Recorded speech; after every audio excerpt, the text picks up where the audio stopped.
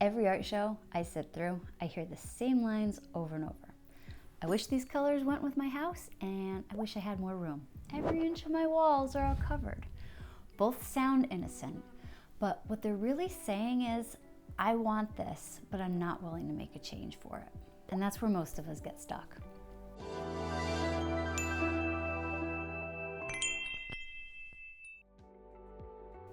Hi, I'm April Quote, the breath artist. I create colorful, bold, energetic art, and I guide breathwork practices that help you reconnect with your spark, that true essence, so you can create space for who you're becoming.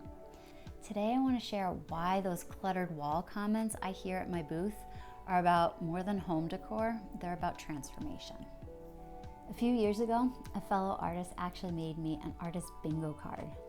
It was brilliant. She knew all of the most predictable lines, and every time somebody said one of them, I got to check one off.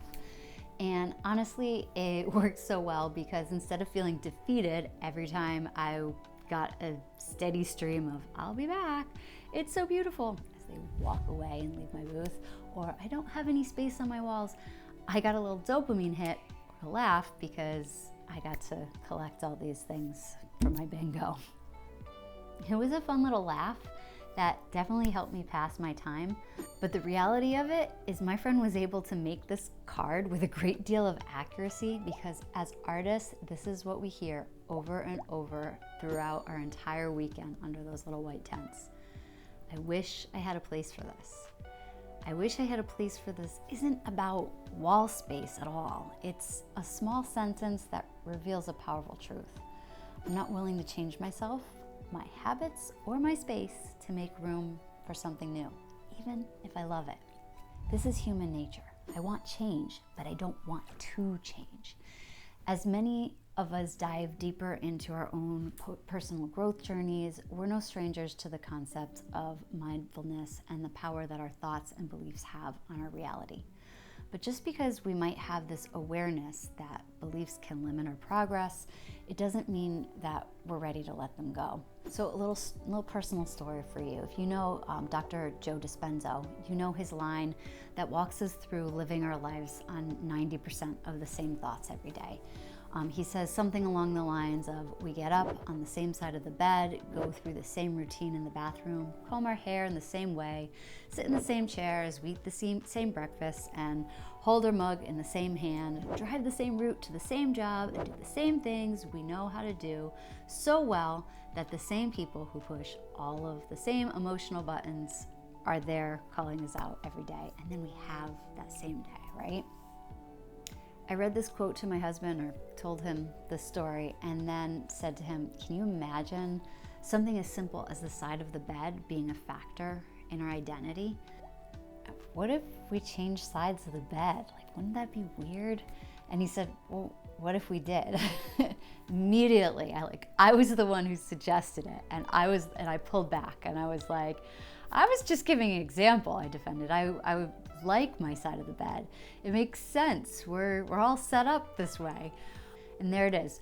We will go out of our way to fiercely protect anything that's defined us, anything that keeps things familiar.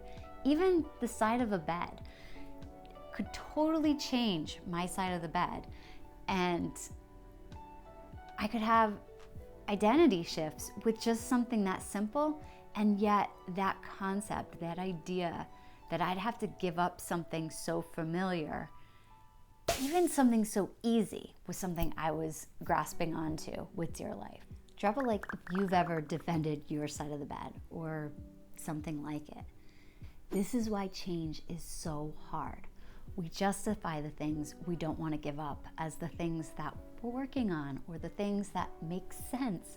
But for real change to happen, we have to be willing to let go, to shift, and to welcome the unfamiliar, even the small stuff like the side of the bed that might not feel like it could matter in the grand scheme of things. So I just want to wrap up a little bit by saying I make these videos not as an expert who's figured these things out, but as someone who needs to watch the video herself and be reminded again that it's okay to switch sides of the bed. If you want to change your life, you have to change yourself. Your habits, your surroundings, your stories, your actions, and it's not easy. Taking old paintings off of the wall means letting go of memories, gifts, heirlooms, pieces of who you've been. But transformation requires space. You can't keep all the old and expect the new to fit. And that's why my art isn't about decorations or keeping up with the Joneses. The art I make is about transformation. It's about bringing new, vibrant energy into your space to match your new vibe and invite in your new chapter. Breathwork's the same. With every exhale, we practice releasing what's outgrown. With every inhale, we welcome in what's next. So let me ask you, what in your life is taking up space that no longer reflects who you're becoming? Check your closet. Check your mobile home screen. Check your walls. Drop a comment below. I'd love to hear what you're ready to shift. And if you're ready to surround yourself with art that holds space for your future, not just your past, you'll find my collections linked below. Share this with a friend whose walls are full, but whose soul might be craving a little bit more color, because art should never just match your couch, it should match your spark. Every breath is a brushstroke. Every shift makes room for color. Your walls, your life, your spark, they're waiting for what comes next. Thanks for being here.